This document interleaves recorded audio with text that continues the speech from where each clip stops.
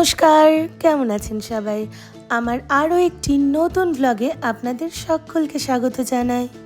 এই দুজনই হচ্ছে আমার আজকের ব্লগের সেলিব্রিটি।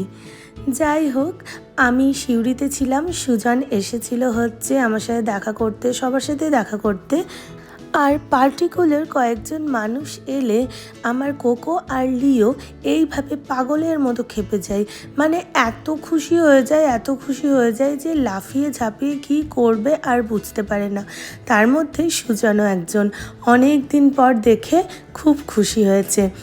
আর এই মুভমেন্টগুলো হচ্ছে খুশিরই বহিঃপ্রকাশ। একটু পরে দেখি দুজনে মিলে মারামারি শুরু করেছে। যাই হোক, ওদের এই মারামারি খুনসুটিতে বাড়িটা একদম ভরে থাকে।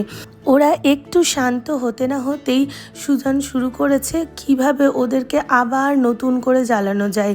এখন মোটামুটি সন্ধ্যা হয়ে গেছে, তো ও ড্রেস চেঞ্জ করে তারপর একটুখানি ওদের সাথে আবার খেলাধুলা শুরু করেছে। তো সুজন আসাতে বাড়িটাও একটু বেশ ভরা ভরা লাগছিল। আমি খুব ভাবতাম যে সুজন নর্মালভাবে আমাদের বাড়ি আসবে, সবাই মিলে একসাথে আড্ডা দেব, একসাথে গল্প করব। তো এই সব কিছুই আমার কাছে একটা স্বপ্নের মতো মনে হচ্ছে। আমি এগুলোকে মানে অনেক বেশি আগলে রাখতে চাই বলে ছোট ছোট মোমেন্টগুলোকে ক্যাপচার করে রেখেছি, যাতে এগুলো কখনো হারিয়ে না যায়। মা সবাইকে অ্যাজ ইউজুয়াল খেতে দেওয়ার পরে আমরা সবাই মার জন্য অপেক্ষা করছিলাম, দিয়ে একসাথে আমরা আজকে ডিনার করলাম। আর আগেও করেছি, তবে আজ এত গল্প করেছি একসাথে। এত মনোমালিন্য, এত রাগ কোথায় যেন এক নিমেষে এত ভালোবাসায় পরিণত হয়ে গেছে। এটা যেন আমার কাছে একটা স্বপ্ন পূরণ। আপনারা কি কেউ বলতে পারবেন যে মধ্যরাতে এখানে কি চলছে? এখানে চলছে হচ্ছে কোকো বাবুর নখ কাটা। মানে কোকোর বয়স হচ্ছে 5 বছর। এই 5 বছর ধরে আমরা কেউ ওর নখ কাটার সাহস করিনি। সুজন এই গুরু দায়িত্ব নিজের হাতে নিয়ে এত বড় বড় নখ হয়ে গেছিলো, সব নখগুলো বসে বসে সুজন কেটেছে।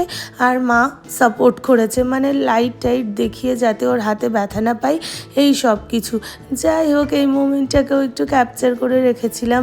তো সুজন সাকসেসফুল হয়েছিল এই নখ কাটার প্রোগ্রামে। এরপর আমরা ওর মোটামুটি সময় লেগেছিল আধ ঘন্টা নখ টক কেটে, তারপর আমরা ঘুমিয়ে পড়েছিলাম। অনেক রাত হয়ে গেছিল।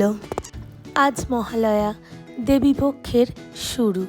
আমি সকাল সকাল ঘুম থেকে উঠে অনেক বছর পর দেখতে পেলাম একটা বিরল দৃশ্য। সেই কোন ছোটোবেলা ভোরবেলা ঘুম থেকে উঠে মহালয়ার দিন মা, বাবা, আমি, টিনা 4 জন মিলে মহালয়া দেখতাম। তারপর মা লুচি বানাতো এবং আমরা সবাই মিলে মজা করে খেতাম। এখানে তো দেখি দৃশ্যটা একদমই আলাদা।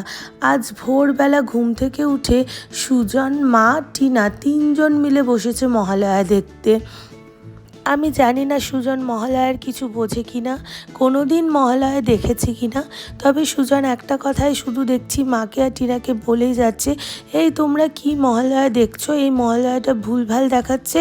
আমি তো দেখেছিলাম একজন বুড়ো লোক, বয়স্ক, বলেছে যে নারীর হাতেই তোমার মৃত্যু হবে, অসুরকে বলেছে। তো সেটা বলছেই না, আর যুদ্ধও হচ্ছে না। তো যাই হোক, ওই নিয়ে সবাই মিলে হাসাহাসি করে আমি একটু চা খেতে বসলাম। আমার কেন জানি না এই মহালয়াটা, মানে আজকের যুগের মহালয়ার থেকে বীরেন্দ্র কৃষ্ণ ভদ্রের গলায় মহালয়া শুনতে অনেক বেশি ভালো লাগে। এখনকার মহালয়াগুলো কেমন জানি একটু হয়ে গেছে। যাই হোক, এখানে কোকো আর টিনা দুজনে মিলে যুদ্ধ দেখতে দেখতে গান শুনতে শুনতে নাচ করছিল। কোকোর অবশ্য টিভি দেখার অভ্যেস অনেক ছোটোবেলার থেকেই। এরপর আমরা সবাই মিলে টিফিন করলাম। টিফিনে ছিল মার তৈরি করা লুচি, ডিম ভাজা, বাঁধাকপির তরকারি আর মিষ্টি।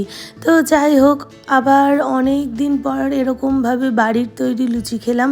তো এই খাওয়া দাওয়া করার পরে আমরা সারাদিন অনেক কিছুই কাজকর্ম করেছিলাম, যেমন টিনার স্কুটি দেখা, তারপর নর্মাল স্নান, ঘুমানো, এবং বিকেলবেলা আমি বেরিয়েছিলাম হচ্ছে রামপুরহাটের উদ্দেশ্যে।